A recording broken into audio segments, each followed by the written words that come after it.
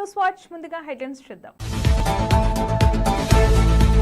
సంగారెడ్డి జిల్లా మునిపల్లి మండల్ ఎంపీడీఓ హరినందన్ రావు ముందు జాగ్రత్త చర్యలు సూచనలు. 25,95,00,000 పీఎం కిసాన్ అన్నదాత సుఖీభవ విడుదల. హైదరాబాద్ ఇస్లాంలో అలా లేదు ఓవైసీ అసదుద్దీన్. సంగారెడ్డి జిల్లా మునిపల్లి మండలం అంతారంలోని శ్రీ శ్రీ పాండురంగ విఠలేశ్వర స్వామి ఆలయంలో అపశృతి. నేటి నుంచి మహిళలకు ఇందిరమ్మ చీరల పంపిణీ ప్రారంభం.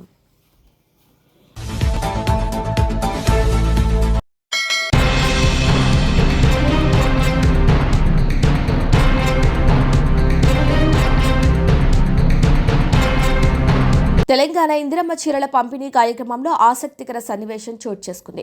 సీఎం రేవంత్ రెడ్డి సరదా వ్యాఖ్యలపై వేదికపై ఉన్న వారంతా ఒక్కసారిగా నవ్వులు చిందించారు. మంత్రుల భార్యలకు కూడా చీరలిస్తారా అని మంత్రి పొన్నం ప్రభాకర్ అడిగారు. అందుకు సీఎం రేవంత్ వాళ్లకు లేవు, మంత్రుల భార్యలకు అంటున్నారు. కానీ పంపిస్తే వీళ్లే కట్టుకునేలా ఉన్నారు అని అనటంతో అందరూ నవ్వారు. మంత్రి సీతక్క అదనంగా మంత్రులు సీఎం కుటుంబానికి కూడా చీరలు ఇస్తారంటే తనకేమీ అభ్యంతరం లేదని సీఎం తెలిపారు. వాళ్ళకి లేదు, మంత్రుల భార్యలకు అంటారు కానీ పంపిస్తే వీళ్ళు కట్టుకునేటట్టున్నారు. సో అట్లా మరి సీతక్క అదనంగా మంత్రులు ముఖ్యమంత్రి గారి కుటుంబాలకు కూడా ఒకవేళ చీరలు అందిస్తా అంటే నాకేం అభ్యంతరం లేదు.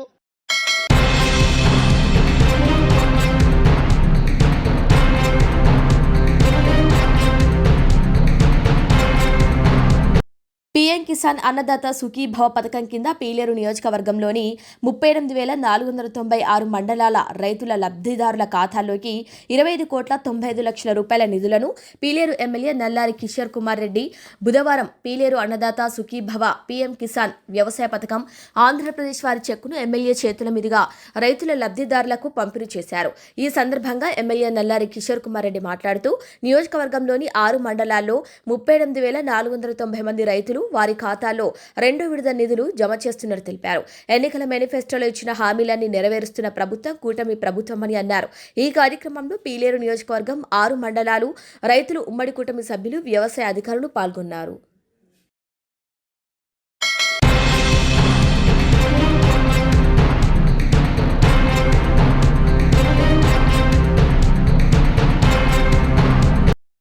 సంగారెడ్డి జిల్లా మునిపల్లి మండలంలో అంతారం గ్రామంలో శ్రీ శ్రీ పాండురంగ విఠలేశ్వర స్వామి ఆలయంలో గుండంలో నీట మునిగిన వ్యక్తి మృతి చెందాడు. ఇక పూర్తి వివరాల్లోకి వెళ్తే మునిపల్లి మండలం అంతారంలోని శ్రీ శ్రీ పాండురంగ విఠలేశ్వర స్వామి వారి ఆలయానికి దర్శించుకోవడానికి వచ్చిన భక్తుడు ఆలయ గుండంలో స్నానం చేసేందుకు వెళ్లి నీట మునిగి మృతి చెందాడు. మృతుడి యొక్క గ్రామం జహీరాబాద్ మండలం ఖాసింపూర్కు చెందిన వ్యక్తిగా స్థానికులు గుర్తించారు. సమాచారం తెలుసుకున్న పోలీసులు సంఘటనా స్థలానికి చేరుకుని శ్రీ శ్రీ పాండురంగ ఆలయ మందిరంలో స్థానికులు భక్తులు విచారణ చేపట్టారు. మరిన్ని వివరాలు తెలియాల్సి ఉంది.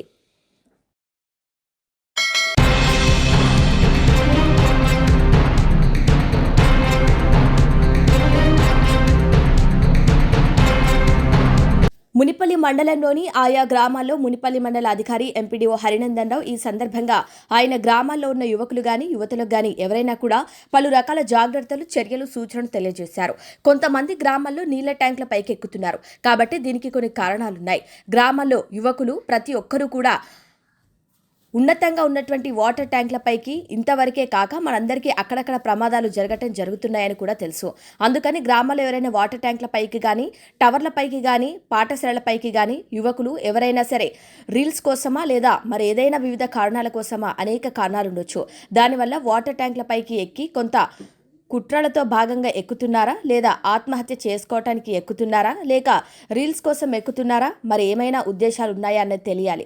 దేశంలో జరుగుతున్న సంఘటనలు ప్రమాదాల దృష్ట్యా ఇలాంటి విషయాలు తీవ్రంగా పరిగణిస్తూ ఎవరైనా సరే సంబంధిత అధికారులు అనుమతి లేకుండా నీళ్ల ట్యాంకులు టవర్లపైకి ఎక్కితే వారిపై చట్టరీత్యా చర్యలు తీసుకుంటామని ఎంపీడీఓ హరినందన్ రావు అన్నారు. ఈ విధంగా తెలియజేస్తూ ట్యాంకులపై పరిసరాల్లో ఉన్న ప్రజలు గమనిస్తూ ఇలాంటి చర్యలు నిర్వహిస్తున్న వారితో కలిసి మాకు సహకరించగలరని గ్రామస్తులకు ప్రతి ఒక్కరికి కూడా ఈ విషయంలో అందరూ ముందస్తు జాగ్రత్త తీసుకొని వారి యొక్క వివరాలు తెలుసుకొని ఉన్నత అధికారులకు విషయం తెలియజేయాలని మునిపల్లి మండల ఎంపీడీఓ హరినందన్ రావు తెలియజేశారు.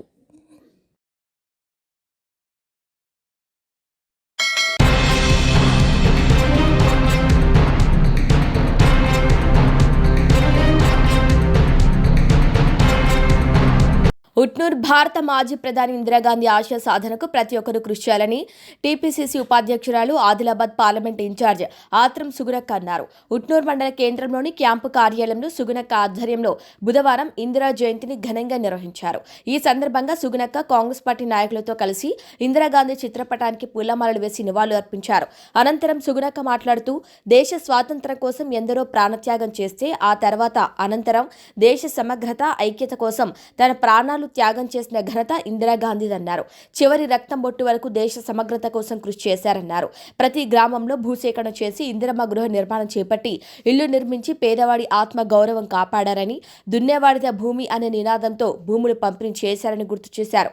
గత బీఆర్ఎస్ ప్రభుత్వ పాలనలో గృహ నిర్మాణ కార్యక్రమం కనుమరుగైందని, కాంగ్రెస్ పాలనలో మళ్లీ ఇందిరమ్మ ఇళ్ల పథకం అమలు చేస్తూ సీఎం రేవంత్ రెడ్డి నిరుపేదలకు అండగా నిలుస్తున్నారని పేర్కొన్నారు. ఇందిరాగాంధీ ఆశయ సాధనకు ప్రతి కాంగ్రెస్ కార్యకర్త కృషి చేయాలని సుగుణక్క పిలుపునిచ్చారు. ఈ కార్యక్రమంలో నాగ్పూర్ మాజీ సర్పంచ్ సునీల్ జాదవ్, పులిమడుగు ఇందిరమ్మ కమిటీ సభ్యుడు సంతోష్ జాదవ్, యూత్ కాంగ్రెస్ నాయకుడు తిత్రే గోవింద్, రాజక్క, లలిత తదితరులు పాల్గొన్నారు.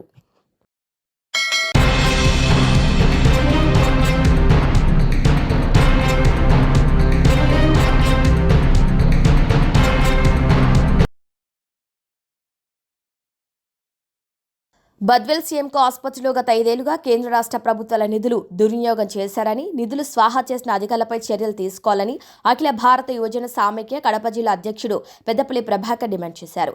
ఆయన మాట్లాడుతూ బద్వేల్లో 30 పడకల ప్రభుత్వ ఆసుపత్రిని 50 పడకల ఆసుపత్రిగా రూపాంతరం చెందిన అభివృద్ధి ఏమాత్రం జరగలేదని, కేంద్ర రాష్ట్ర ప్రభుత్వాలు నిధులు కేటాయించినా ఆ నిధులు ఎక్కడికి వెళ్తున్నాయో ఎవరికీ అంతుపట్టడం లేదని ఆయన అన్నారు.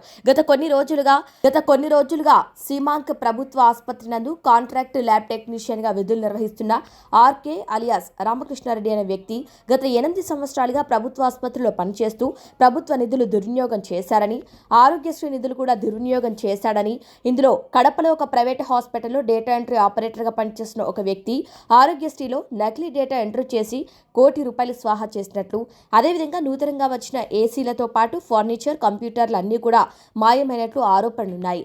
ఒక సాధారణ కాంట్రాక్టర్ ల్యాబ్ టెక్నీషియన్ ప్రభుత్వ నిధులను స్వాహా చేయడానికి ఆయనకి ఏమైనా సర్వాధికారాలు ఉన్నాయా అని ఆయన అనుమానం వ్యక్తం చేశారు. ఈ ప్రభుత్వ ఆసుపత్రి కేటాయించిన నిధులు అన్నీ కూడా హాస్పిటల్కు సంబంధించిన మెడికల్ సూపరింటెండెంట్ తెలియకుండా ఏమీ జరగదని, ఈ నిధులు స్వాహా పట్ల ఖచ్చితంగా గతంలో పనిచేసిన అధికారి మరియు ప్రస్తుత అధికారి పాత్ర ఉంటుందని, ఆరోపణలపై కడపలో పనిచేసే డేటా ఎంట్రీ ఆపరేటర్ ఎవరు అనేది బహిర్గతం చేయాలని, అదేవిధంగా గత 5 సంవత్సరాలుగా కేంద్ర రాష్ట్ర ప్రభుత్వాల నుంచి విడుదలైన నిధులపై జరిగిన అవినీతిపై ఏసీబీ విచారణ జరిపి అసలు దొంగలు ఎవరు అనేది బట్టబయలు చేయాలని ఆయన డిమాండ్ చేశారు.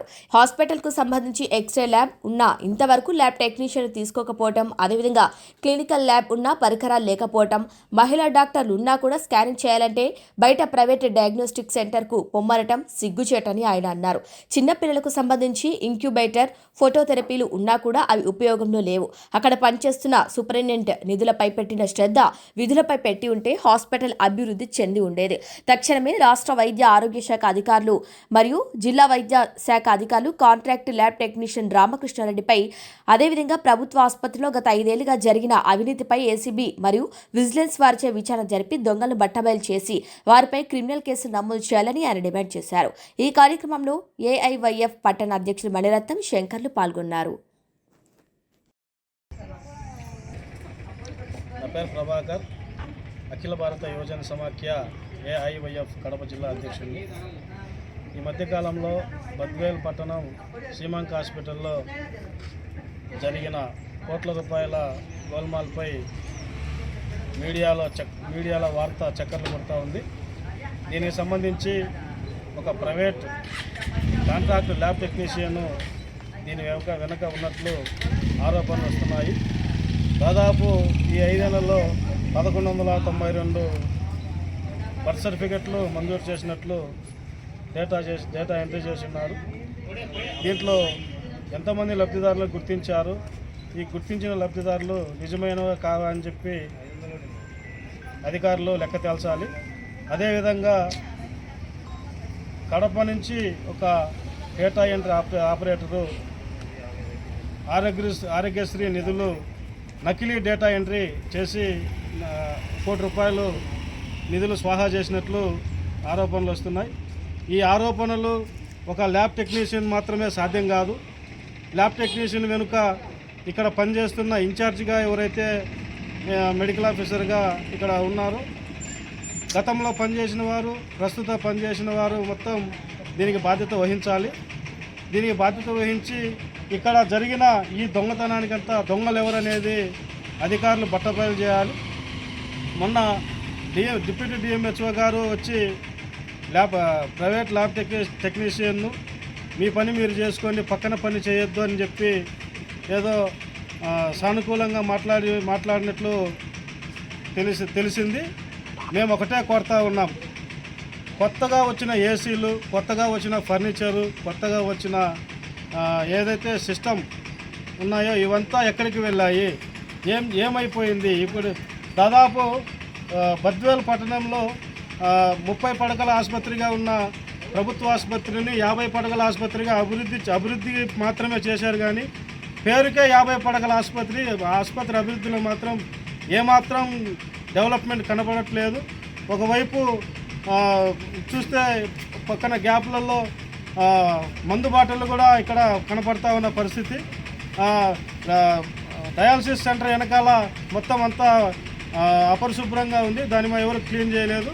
దాంతోపాటు ఏదైతే ఈ గోల్మాల్ కోట్ల రూపాయల గోల్మాల్ ఏదైతే జరిగిందో, ఈ ల్యాబ్ టెక్నీషియన్ పైన నాంచుడు ధోరణి కాకుండా పగడ్బందీగా ఏసీబీ విచారణ లేదంటే విజిలెన్స్ వాళ్ళతో పక్కా విచారణ చేస్తే అసలు దొంగలు ఎవరనేది బయటపడుతుంది.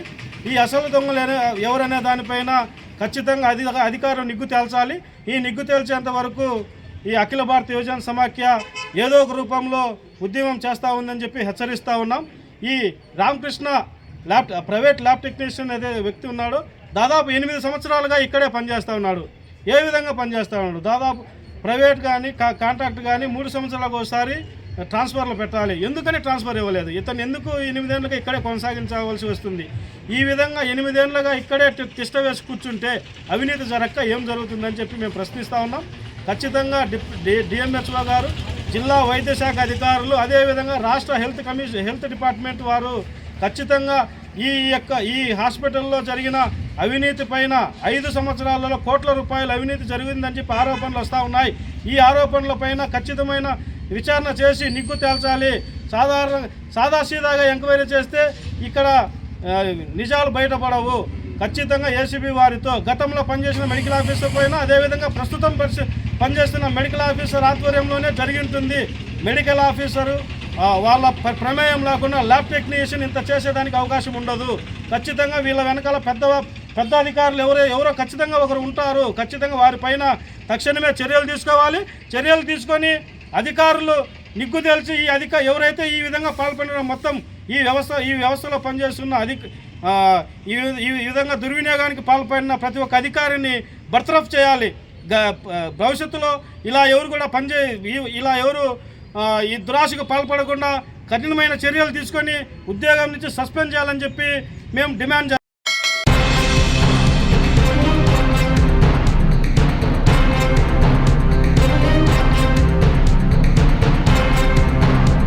జగిత్యాల ఎమ్మెల్యే సంజయ్ మా పార్టీలోనే ఉన్నాడు కదా, మా కండువా కప్పుతానన్న బీఆర్ఎస్ కార్యకర్త అరెస్టు చేశారు పోలీసులు.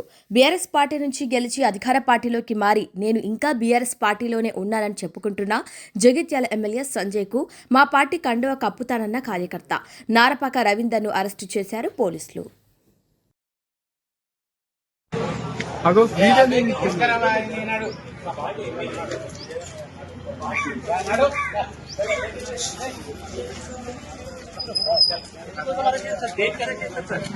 నన్ను దేనికోసం అనిపిస్తుంది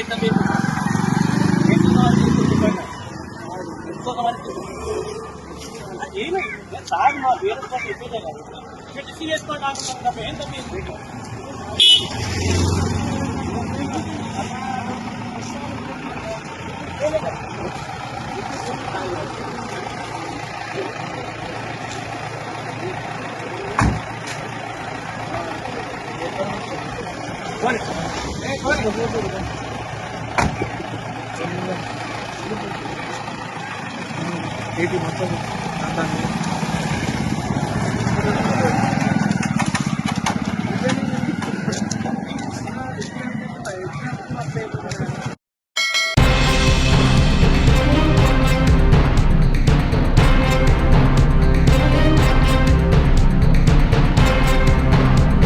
నిందితుడు ఉమర్ నబీ ఆత్మహూతి, అసదుద్దీన్ అంబు దాడిని సమర్థిస్తున్న వీడియో వైరల్ అయింది. దీనిపై ఎంఐఎం అధినేత అసదుద్దీన్ ఓవైసీ కీలక వ్యాఖ్యలు చేశారు. ఇస్లాంలో ఆత్మహత్య, అమాయకులను చంపటం ఘోరమైన పాపం. ఇలాంటి చర్యలు దేశ చట్టాలకు కూడా పూర్తి విరుద్ధం. దీన్ని తప్పుగా అర్థం చేసుకోవటానికి ఏమీ లేదు. ఇది ముమ్మాటికి ఉగ్రవాదమే అని ఓవైసీ పేర్కొంది.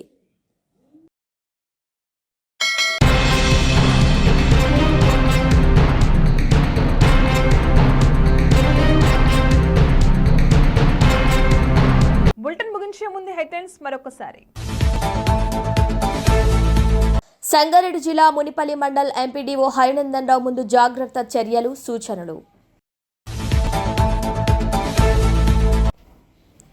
25,95,00,000 పీఎం కిసాన్ అన్నదాత సుఖీభవ విడుదల. హైదరాబాద్ ఇస్లాంలో అలా లేదు ఓవైసీ అసదుద్దీన్. సంగారెడ్డి జిల్లా మునిపల్లి మండలం అంతారంలోని శ్రీ శ్రీ పాండురంగ విఠలేశ్వర స్వామి ఆలయంలో అపశృతి. నేటి నుంచి మహిళలకు ఇందిరమ్మ చీరల పంపిణీ ప్రారంభం.